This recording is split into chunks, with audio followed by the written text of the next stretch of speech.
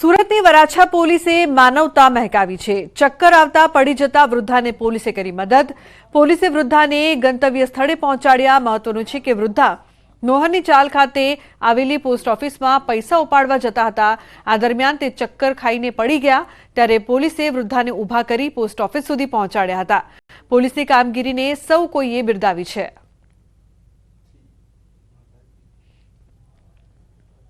तो वडोदरा में मृतक युवकना देहनु परिवारे दान कर्યું। सावलीनी केजे इंस्टिट्यूट ने मृतदेह दान में अपायो। मेडिकलना विद्यार्थीओना रिसर्च माटे मृतदेहने दान में अपायो। तो मृतक दीपक कर्णिकना मित्रए परिवारने देहदान करवा समझाव्या। मेडिकलना विद्यार्थीओने अभ्यास में थशे फायदो। परिवारे लोकोने देहदान करवा माटे अपील करी।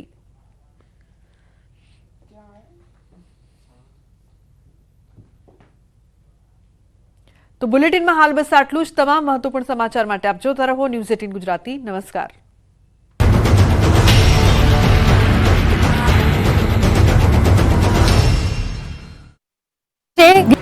अंकलेश्वर नजीक नेशनल हाईवे नंबर 48 वહેલી સવારે મોતની ચીચિયારીઓથી ગુંજી ઉઠ્યો।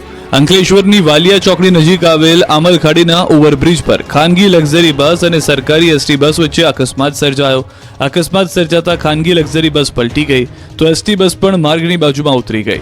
ખાનગી બસ પલટી જતા બસમાં સવાર મુસાફરો અંદર જ ફસાઈ ગયા।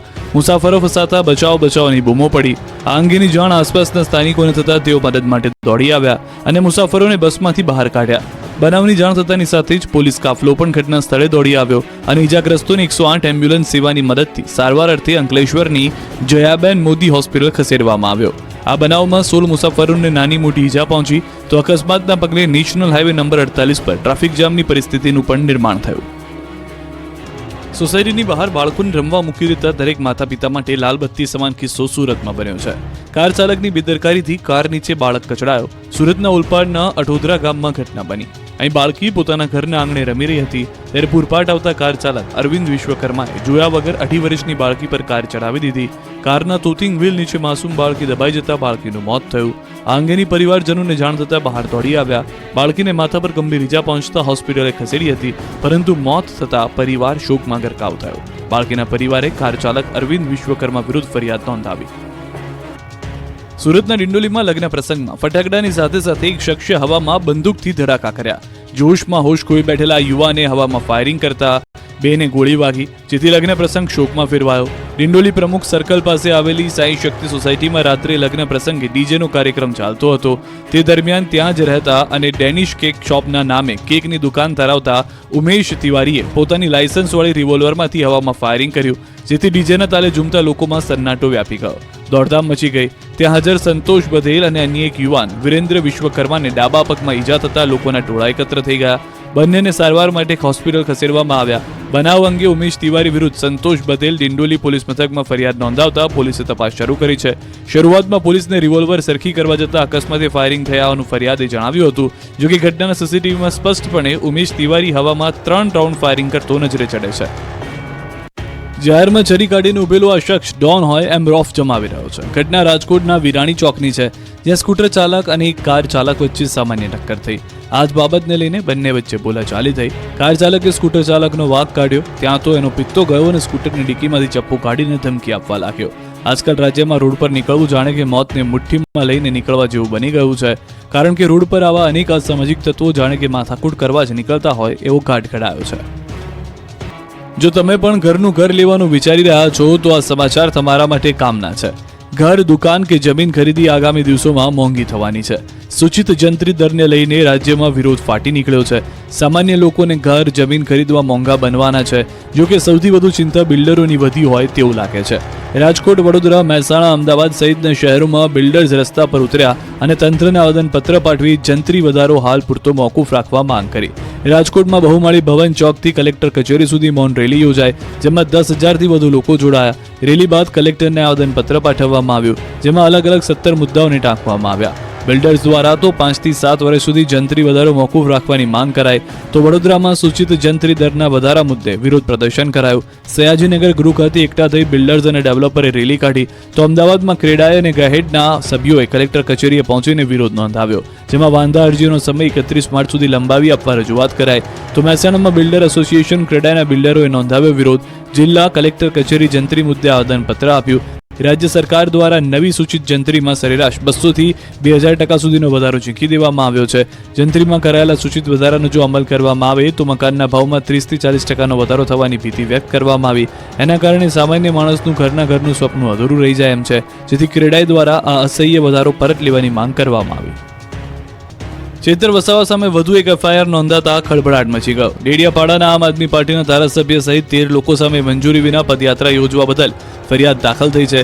રાજપારડીના પીઆઈ સુખમ ગોહિલે ખુદ ફરિયાદી બનીને આ એફઆઈઆર દાખલ કરી છે, જેને લઈને હવે ચેતર વસાવા લાલઘુમ થયા. પ્રાપ્ત વિગતો પ્રમાણે 3 ડિસેમ્બરે ચેતર વસાવાએ રાજપારડીના બિરસા મુંડા ચોકથી ઝઘડિયા સુધી પદયાત્રા યોજી, જેના માટે પોલીસે કોઈ મંજૂરી આપી નહોતી. એફઆઈઆર નોંધાયા બાદ ચેતર વસાવાએ પોલીસ પર નિશાન સાધતા કહ્યું કે એફઆઈઆર ખોટી છે. 30 નવેમ્બરે કલેક્ટર અને એસપીને જાણ કરી હતી, સાથે જ પ્રાંત અધિકારીને જાણ કરી હતી. વસાવાએ અનેક ગંભીર આરોપ સાથે જેલભરો આંદોલનની ચીમકી ઉચ્ચારી. બનાસકાંઠાના કાંકરેજમાં થળીમઠનો વિવાદ પાલનપુર પહોંચ્યો. રોષે ભરાયેલા લોકોએ પાલનપુરમાં કલેક્ટર કચેરી સુધી મહાધર્મ રેલી યોજી. આ દ્રશ્યો ઉત્તર ગુજરાતના છે, જ્યાં થળી જાગીર મઠના મહંતની ગાદીને લઈને ઘેરાયો છે વિવાદ. દાવા પ્રમાણે 117 ગામના લોકો પાલનપુરના રામલીલા મેદાનમાં એકઠા થયા અને દેવ દરબારના મહંત બલદેવનાથ વિરુદ્ધ સભા યોજી. બાદમાં રેલી સ્વરૂપે પાલનપુર કલેક્ટર કચેરીએ પહોંચ્યા અને થળી જાગીર મઠના મહંતના વિવાદનો ઉકેલ આપવા માંગ કરી. આવેદનપત્ર આપ્યા બાદ તમામ લોકો કલેક્ટર કચેરીના પરિસરમાં જ બેસી ગયા અને નિર્ણયની રાહ જોવા લાગ્યા. એવી ચીમકી ઉચ્ચારવામાં આવી કે જ્યાં સુધી સમસ્યાનું સમાધાન નહીં થાય ત્યાં સુધી તેઓ ઘરે નહીં જાય. વાત કંઈક એવી છે કે 19 નવેમ્બરે થળી જાગીર મઠના મહંત જગદીશપુરી દેવલોક પામ્યા. દેવ દરબારના મહંત બળદેવનાથ બાપુ તથા જાગીરદાર સ્ટેટ દ્વારા શંકરપુરી મહારાજને ગુરુ ગાદી સોંપી દેવાય. આ જ વાતથી આસપાસના 117 ગામના ગ્રામજનો નારાજ થયા. ગ્રામજનોએ શંકરપુરી મહારાજનો મહંત તરીકે સ્વીકાર કર્યો અને કાર્તિકપુરી મહારાજની ચાદર ઉઠાડી, જેના કારણે વિવાદને ઉગ્ર સ્વરૂપ ધારણ થઈ ગયું. કાયદો વ્યવસ્થાની સ્થિતિ કથળે નહીં તે માટે કેટલાય દિવસથી મઠમાં ચુસ્ત પોલીસ બંદોબસ્ત ગોઠવી દેવાયો છે. કાર્તિકપુરી બાપુના સમર્થનના દાવા પ્રમાણે શંકરપુરી મહારાજને પરંપરા નેવે મૂકીને ગાદી સોંપી દેવાય છે. બીજી તરફ શંકરપુરીના સમર્થકોનો દાવો છે કે પરંપરા પ્રમાણે જ ગાદી સોંપવામાં આવી છે, જો કે હવે દશનામ ગોસ્વામી સમાજ દ્વારા વહીવટદાર નિમવા માંગ કરાઈ છે. નમસ્કાર, આપ જોઈ રહ્યા છો ગુજરાતની number 1 news channel news 18 Gujarati. આપણું ગુજરાત સાથે હું છું સિદ્ધાર્થ ધોળકિયા. મહત્વના સમાચારથી કરીએ શરૂઆત. ભરૂચ હાઈવે પર એસટી બસ અને ખાનગી લક્ઝરી બસ વચ્ચે અકસ્માત, 16 ને ઈજા. અંકલેશ્વર નજીક નેશનલ હાઈવે નંબર 48 વહેલી સવારે મોતની ચીચિયારીઓથી ગુંજી ઉઠ્યો. અંકલેશ્વરની વાલિયા ચોકડી નજીક આવેલ આમલખાડીના ઓવરબ્રિજ પર ખાનગી લક્ઝરી બસ અને સરકારી એસટી બસ વચ્ચે અકસ્માત સર્જાયો. અકસ્માત સર્જાતા ખાનગી લક્ઝરી બસ પલટી ગઈ તો એસટી બસ પણ માર્ગની બાજુમાં ઉતરી ગઈ. ખાનગી બસ પલટી જતા બસમાં સવાર મુસાફરો અંદર જ ફસાઈ ગયા. મુસાફરો ફસાતા બચાવની બૂમો પડી. આ અંગેની જાણ આસપાસના સ્થાનિકોને થતા તેઓ મદદ માટે દોડી આવ્યા અને મુસાફરોને બસમાંથી બહાર કાઢ્યા. બનાવની જાણ થતાની સાથે જ પોલીસ કાફલો પણ ઘટના સ્થળે દોડી આવ્યો અને ઈજાગ્રસ્તોને 108 એમ્બ્યુલન્સ સેવાની મદદથી સારવાર અર્થે